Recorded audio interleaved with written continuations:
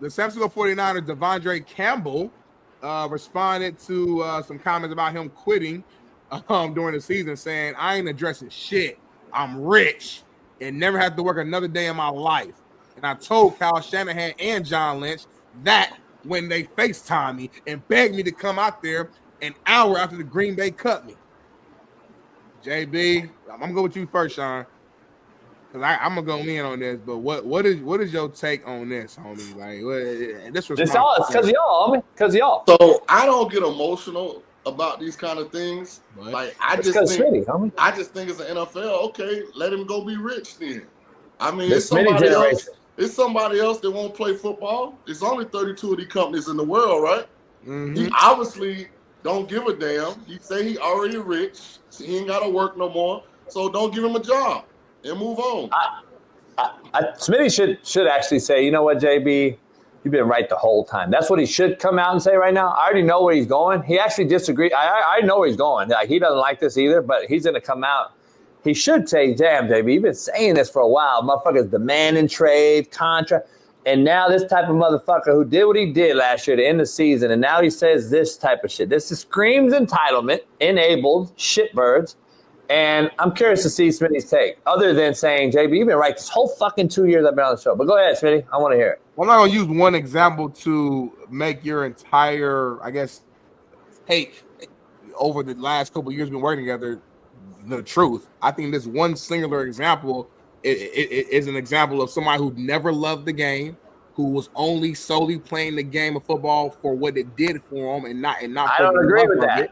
I think he's doing Can't agree with that. Because as a competitor, I could never quit on my teammates. I could never quit on my coach, and I could never quit on myself. I couldn't live with myself as a man knowing that I walked out on my teammates because I wasn't getting the playing time that I felt like I wanted. Because he just butt hurt because he was the starter while my man was injured. And as soon as he came, I can't remember his name right now. As soon as the backer came back for that game, Devondre Campbell was not playing that much. And what's crazy is that same game, I believe the starter ended up getting hurt, and they could have used him more for the rest of the game, but he had quit on the team.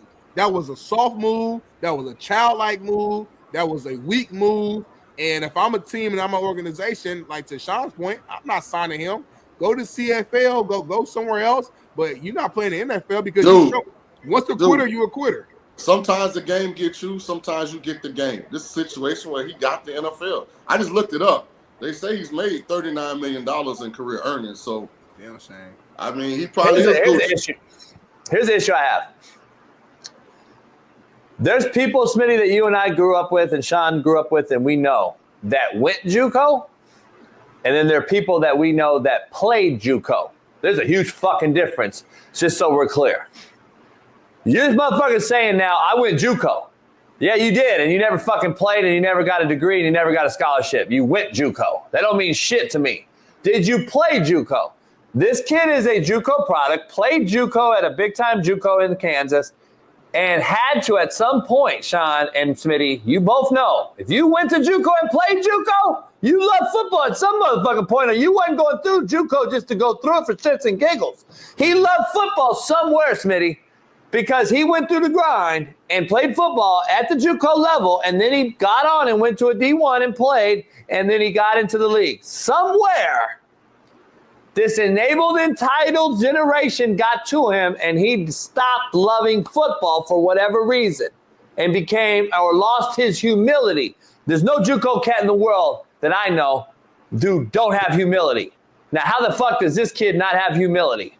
No way. Something happened, Smitty. That's the only thing I disagree. I agree with you. I knew you were going to take that take because I knew you agreed that this shitbird is absolutely that, quitting on his team. We always going to agree on that. Somewhere, though, he loved football, and somewhere he lost the love, and that's just where I disagree.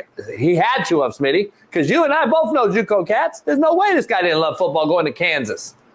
Well, I don't know his situation. Like, was he a bounce bag? Did he go straight there? Was he a guy? Because the reason why I asked I think he went straight JuCo. I think he went straight JuCo out of high school. Okay. Well, maybe you're right. Maybe he loved it and something happened, and maybe the clout got to his head, or maybe he always loved the money and he thought football or knew football was his only way out, so he had no choice but to go this route if he's gonna ever have a chance into making it. Again, we're just guessing right now. We're assuming. I have no idea about who he really was. I'm just looking at what he did and just understanding as somebody who played the game as we all did, having teammates. I've been with the most knucklehead teammates you can name, but those guys wasn't about to quit on the team or quit on themselves too. As a man, I don't know. I'm different. I can't quit. I just can't quit. Like my pride alone. Isn't this what we talk about? I'll lose and take an L, but I'm not gonna quit. But ain't this what we talk about every day on the show? This is what we've been talking for 2 years. When the load management came a part of the NBA and you gave a guy $200 million and he don't got to play and he can miss every other game and blah, blah, blah, blah. This is stacking up all this shit. This guy made $40 million to Shaun's point. He's no longer humble. He made it. He beat the fucking game. He beat life. He made it now. He was humble as fuck when he came with a white T-shirt on a bag over his shoulder, having to get his mama a bag back in Florida. But now all of a sudden it's over. That's why I think the return on investment for these certain players, as Jameis Winston and all these other guys we discussed, has to matter now. And I think ownership's starting to take back a little bit when they traded Luka and they opened everybody's eyes in the NBA. And they're like, oh shit, ownership's trying to get the reins back on this whole thing. The All-Star game is a joke in the NBA, and then the hockey came out and sold out and broke records, and everyone's like, oh, shit, NBA now is put on notice. And then you got a brother who's defending hockey from Canada talking about brothers in the NBA being soft. So now you got a whole thing opened up over this past week alone. Who saw that coming? I didn't. So